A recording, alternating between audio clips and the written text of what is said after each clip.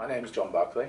I'm the founder and managing director of Primasia Corporate Services, which we set up in 2002. We set up Primasia in order to fill what we saw as a gap in the market for corporate services in Hong Kong.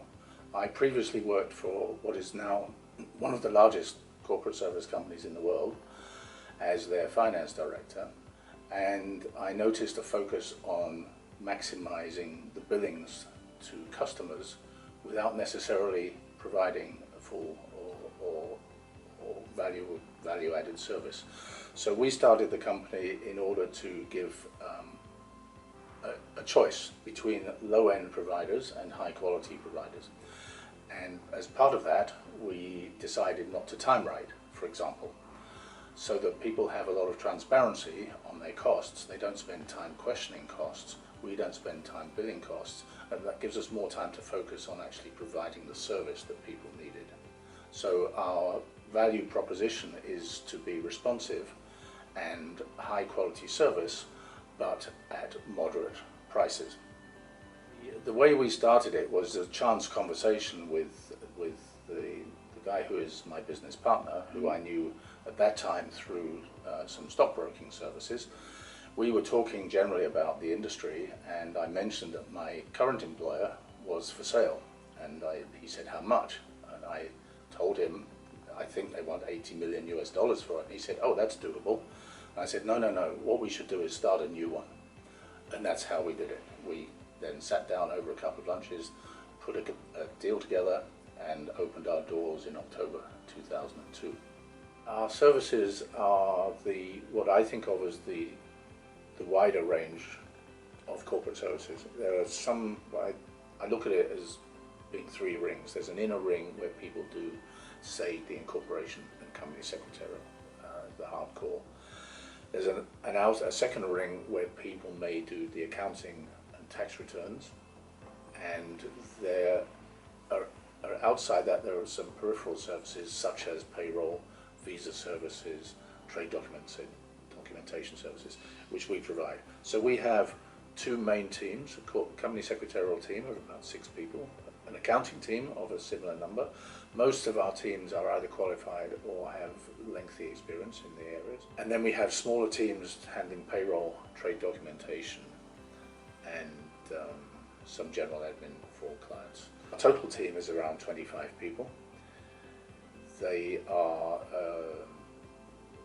in those two teams, and they work very closely together. So if you were watching our office, you would see quite a lot of interaction, physical interaction, where the accountants are talking to the company secretaries in a very, nothing's written down in that respect, but it's everyone knows who they need to talk to on everything. So it works, it's sort of smooth. We have a compliance team also, because our industry now has a lot of legislation that ties us down.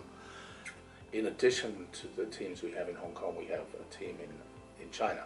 We have, as part of the development of our services, we opened offices in China through a partner, a joint venture partner, a Swiss guy who I knew in Shanghai many years ago. And so we have a main office in China, in Shanghai, and 2 smaller offices in Beijing and Guangzhou. So we have a small team also in China who handle a similar range of services to our Hong Kong services, such as the setup, the accounting, the tax returns, and the payroll work. From the 80s, Hong Kong companies started to move their manufacturing across the border.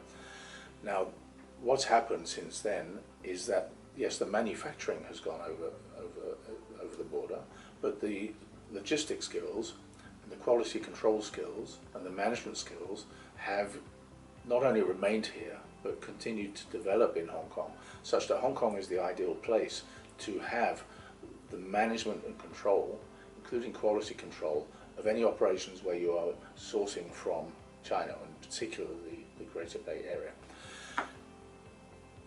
In addition to that, it's working the other way now, because those 72 million people in the Greater Bay Area are amongst the most affluent in China. Hong Kong itself has 7 million people who are affluent, knowledgeable, and they're early adopters. They are great potential customers for anyone wanting to sell their products or services in Hong Kong. So a lot of people coming to Hong Kong these days are selling design services, creative industries type services, and as well as branded or luxury goods, which Hong Kongers very much appreciate.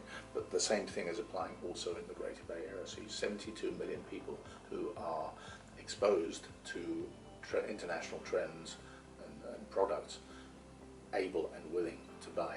So it's not just a great place to trade from, to source from, it's a great place to sell into as in itself and as a stepping stone to the rest of China.